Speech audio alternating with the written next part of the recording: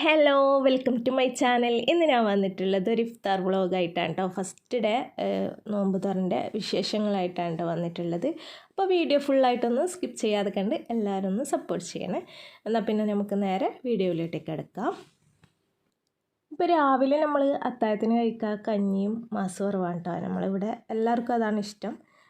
ഇനി എന്ത് കറി ഉണ്ടെങ്കിലും നമ്മളങ്ങനെ ഒന്നും കഴിക്കൂല കേട്ടോ. ഈ മാസവറവും കഞ്ഞി മാത്രമേ കഴിക്കുള്ളൂ. നോമ്പിന് ഫുള്ള് അങ്ങനെ തന്നെയാണ് കേട്ടോ. അങ്ങനെ അത്താഴത്തിന് മാസവറവും കഞ്ഞിയൊക്കെ കഴിച്ചു. പിന്നെ നമ്മൾ ഉച്ചക്കാണ് കേട്ടോ അടുക്കളയിൽ പിന്നെ കയറാം. പിന്നെ ഉച്ചക്ക് നമ്മൾ ഫസ്റ്റ് തന്നെ കറിയാണ് ഉണ്ടാക്കുക. കറീൻ്റെ പണി കഴിഞ്ഞാൽ പിന്നെ നമുക്ക് ഏകദേശം പണി കഴിഞ്ഞ പോലെ തന്നെയാണ്. അപ്പോൾ മട്ടൻ ഉണ്ടായിന്. അപ്പോൾ മട്ടനിലൊന്ന് കഴുകി വൃത്തിയാക്കി വെച്ചിട്ടുണ്ട് കേട്ടോ. അപ്പോൾ രാവിലെ മട്ടനൊക്കെ എടുത്തിട്ട് പുറത്ത് വെക്കും, അതിൻ്റെ ഐസൊക്കെ ഒന്ന് പോകണമല്ലോ. പിന്നെ ഇതാ നമ്മൾ ഉന്നക്കായൻ്റെ എല്ലാം പണ്ടൊക്കെ നിറച്ചിട്ട് ഞാൻ ഫ്രീസറിൽ വെച്ചിട്ടുണ്ടായിന്. അതും ഒന്ന് പുറത്ത് വെച്ചിട്ടുണ്ട്. അങ്ങനെ നമുക്ക് ഐസ് അലിഞ്ഞ് കിട്ടും. നമ്മൾ ഈ കറിൻ്റെ പണിയൊക്കെ കഴിയുമ്പോഴേക്കും അതിൻ്റെ ഐസൊക്കെ പോയിട്ട് നമുക്ക് ഫ്രൈ ചെയ്തെടുക്കാവുന്നതേ ഉള്ളൂ. പിന്നെ ഇതാ മട്ടൻ കുറുമയാണ് ഇന്ന് ഉണ്ടാക്കുന്നത്. അപ്പോൾ അതിനു വേണ്ടി കുക്കറിൽ കുറച്ച് ഓയിൽ ഒഴിച്ച് കൊടുക്കുക. അതിലേക്ക് പട്ട ഗ്രാമ്പ് ഏലക്ക അങ്ങനത്തെ ഇതൊക്കെ ഇട്ട് കൊടുക്കാം. അപ്പോൾ ഇതിൻ്റെ റെസിപ്പി ഞാൻ ഇൻഷാല്ലാ പിന്നെ ഇടാം കേട്ടോ. എന്നിട്ട് അതിൻ്റെ ഉള്ളിയും തക്കാളിയും പച്ചമുളക് വെളുത്തുള്ളി ഇഞ്ചി ഇതൊക്കെ ഒന്ന് നല്ലോണം ഒന്ന് വഴറ്റിയെടുക്കും കേട്ടോ. നല്ല പോലെ വഴറ്റിയെടുത്തിട്ട് നമ്മളത് തണിഞ്ഞ ശേഷം അത് അരച്ചെടുത്തിട്ടാണ് ഞാൻ കുറുമ ഉണ്ടാക്കൽ. എല്ലാതെയും ഉണ്ടാക്കുക. അരച്ചെടുത്ത ശേഷം നമുക്ക് അതിലേക്ക് മട്ടൻ ഇട്ടിട്ട് നന്നായിട്ടൊന്ന് വേവിച്ചെടുക്കാം കേട്ടോ. ആവശ്യത്തിനുള്ള വെള്ളവും പിന്നെ ഉപ്പൊക്കെ ഇട്ട് കൊടുത്തിട്ട് നമുക്ക് നന്നായിട്ടൊന്ന് വേവിച്ചെടുക്കാനേ ഉള്ളൂ. അപ്പോൾ ഇത് നല്ല മൂത്ത മട്ടനാണ് കേട്ടോ. നല്ല പോലെ വേവ് ഉണ്ടായിന്. അപ്പോൾ ഒരു 13 വിസിലാണ് കേട്ടോ ഇത് വെന്ത് കിട്ടിയിട്ടുണ്ടായേ.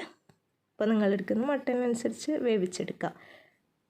അങ്ങനെ മട്ടനിടെ വേവാൻ വെച്ചിട്ടുണ്ട് കേട്ടോ. അതിൻ്റെ ഇടയിൽ പിന്നെ പോയിട്ട് മട്ടനൊക്കെ വെന്ത് കഴിഞ്ഞാൽ പിന്നെ നമ്മൾ കുറച്ച് അസുറൊക്കെ നിസ്കരിച്ച് പിന്നെ നമ്മൾ എന്നിട്ട് നമ്മൾ വരും കേട്ടോ പിന്നെ അടുക്കളയിൽ. അപ്പോൾ ആദ്യം കറിൻ്റെ പണിയാണ് നമ്മൾ നോക്കാം.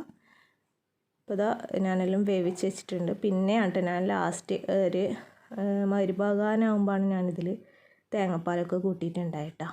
അപ്പോഴേക്കും ഇതാ നമുക്ക് ആവശ്യമുള്ള ഉന്നക്കായ എടുത്തിട്ട് ഞാൻ വേറൊരു പാത്രത്തിൽ വെച്ചിട്ടുണ്ടായി അത് തണുപ്പ് പോകാനായിട്ട്. പിന്നെ ഇതാ ഉമ്മ ഇവിടെ പത്തലൊക്കെ ചുട്ട് വെച്ചിട്ടുണ്ട്.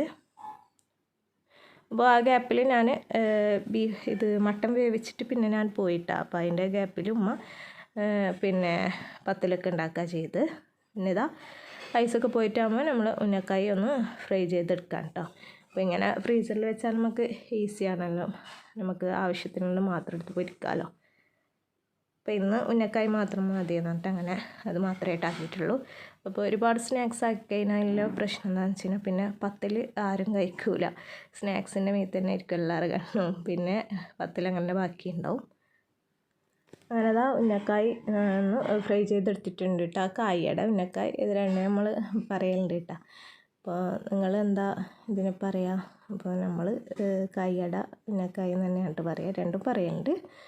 പിന്നെ ഇതാ അതിൻ്റെ പണി കഴിഞ്ഞിട്ടാകുമ്പോൾ പിന്നെ ഞാനിതാ ഷമാമ് കട്ടാക്കിയിട്ട് ഫ്രീസറിൽ വെച്ചിട്ടുണ്ടായിന്. അത് ഇപ്പോൾ എടുക്കാൻ പറ്റാത്തത്ര കട്ടായിട്ടുണ്ട്. അതൊന്ന് കുറച്ചൊന്ന് കട്ട കുറയാൻ വേണ്ടി ഞാനിതാ പുറത്തെടുത്ത് വെച്ചിട്ടുണ്ട് കേട്ടോ.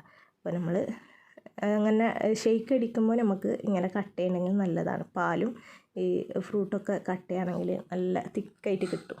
അല്ലെങ്കിലും തിക്കായിട്ട് കിട്ടും, പക്ഷേ ഫ്രൂട്ടും കൂടി കട്ടയാകുമ്പോൾ നല്ലൊരു ഇതാണ് കേട്ടോ. പിന്നെ ഇതാ കുറച്ച് തരി കാച്ചി ആക്കാമെന്ന് വിചാരിച്ചിട്ട് അങ്ങനെ അതിൻ്റെ പരിപാടിയിലാണ്. അപ്പോൾ ഇക്കാക്ക് തരി കാച്ചി ഭയങ്കര ഇഷ്ടമാണ്. അപ്പോൾ എനിക്ക് അങ്ങനെ ഇഷ്ടമല്ല കേട്ടോ, ഞാൻ കുടിക്കലില്ല. അപ്പോൾ ആദ്യത പാത്രത്തിൽ കുറച്ച് ഗീ ആക്കി കൊടുത്തിട്ടുണ്ട്.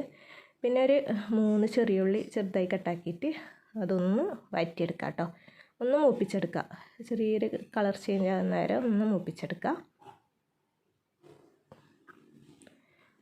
അപ്പോൾ നിങ്ങൾ കുറച്ചധികം ആക്കുന്നുണ്ടെങ്കിൽ അതിനനുസരിച്ച് ചേർത്ത് കൊടുക്കാം കേട്ടോ. ഞാനിപ്പോൾ ഇവിടെ ചെറിയ അളവിലേ ആക്കുന്നുള്ളൂ.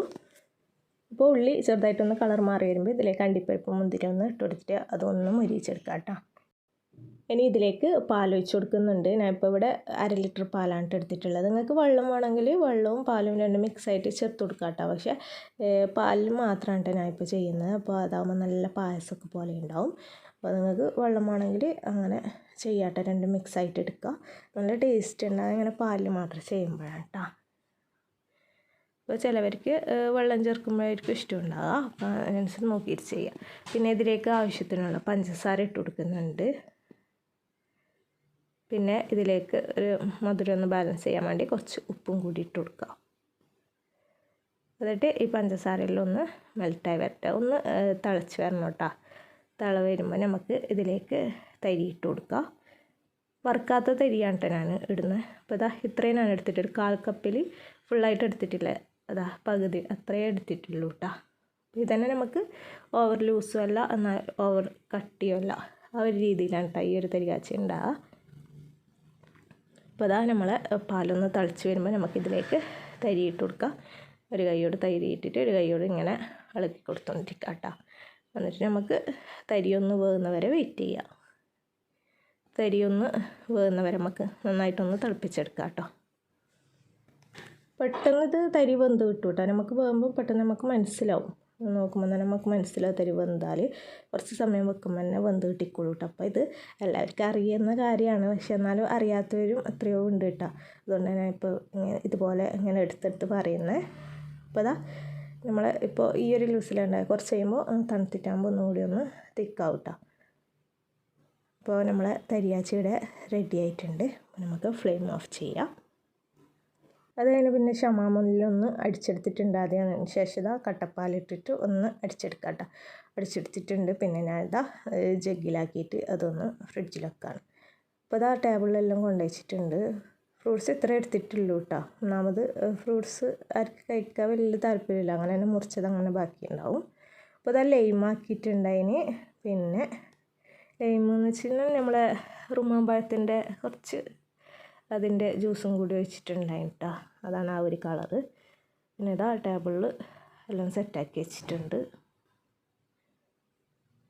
അപ്പോൾ ഇത്രയൊക്കെ തന്നെയാണ് കേട്ടോ ഇന്നത്തെ നോമ്പ് മുറിൻ്റെ കാര്യങ്ങളൊക്കെ എന്ന് പറയുന്നത്. എല്ലാം കുറേശ്ശെ ആകുമ്പോൾ എല്ലാം കഴിച്ചോളും. പിന്നെ ഒരുപാടാകുമ്പം ആരും അങ്ങനെ കഴിക്കില്ല കേട്ടോ. പിന്നെ അതിൻ്റെ ഇടയിൽ കുറച്ച് കഴിഞ്ഞിട്ടാകുമ്പോൾ ഉമ്മ മാസ് വറവ് ഉണ്ടാക്കിയിട്ടുണ്ട്. കഞ്ഞിയൊക്കെ ആക്കി വെച്ചിട്ടുണ്ട് കേട്ടോ അത്താഴത്തിനേക്ക് വേണ്ടിയുള്ള. പിന്നെ ഇക്ക വന്നിട്ടാകുമ്പോൾ നമ്മൾ കഴിക്കാണ്.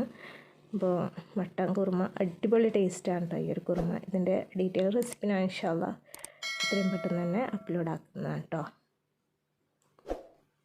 അപ്പോൾ ഇത്രയൊക്കെ തന്നെയാണ് നമ്മളെ നോമ്പ് തുറൻ്റെ വിശേഷങ്ങൾ എന്ന് പറയുന്നത്.